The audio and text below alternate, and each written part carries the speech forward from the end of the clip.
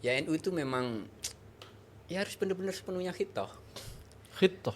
Ya betul, khitoh NU kan pengabdian pada bidang keagamaan, pendidikan dan pelayanan keumatan.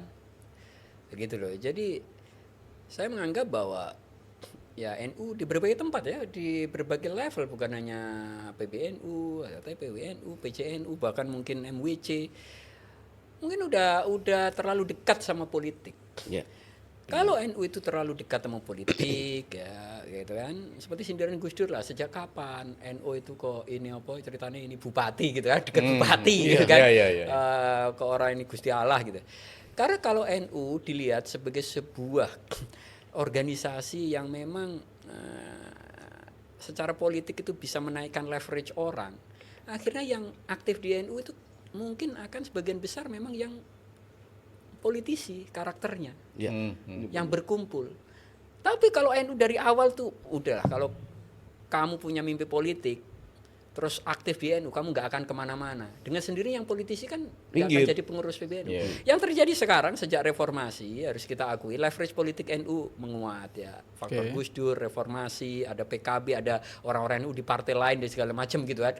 Menaikkan leverage karena di lokal tiap pilkada bupati, calon bupati berkepentingan atas suara NU dideketi gitu. Akhirnya juga memang NU dalam tanda kutip dianggap bisa menaikkan leverage politik untuk negosiasi demi kepentingan masing-masing. Tidak selalu kepentingan pribadi, mungkin kepentingan komunitasnya masing-masing atau pesantrennya masing-masing. Tapi jadinya adalah nanti pengurus NU itu sebagian besar mentalnya politisi. Bukan kiai, bukan negarawan. Nah, di situ problemnya. Nah, jadi ini problem besar. Karena kalau enggak, yang ini bisa di-cut pas nggak bareng kita nggak? biar nggak ikut-ikut kena dampaknya. Ada berat ini.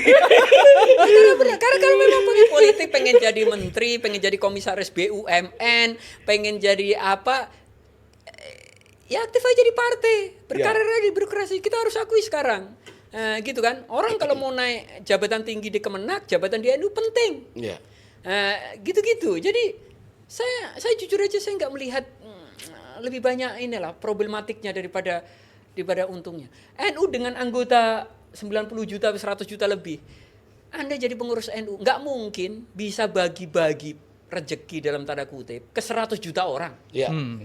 Kalau pengen memperjuangkan 100 juta orang, perjuangkanlah agar negara ini benar, lahir kebijakan-kebijakan yang benar. Otomatis karena warga NU itu 100 juta, ya penikmat. Warga NU akan menjadi penikmat kebijakan yang baik itu.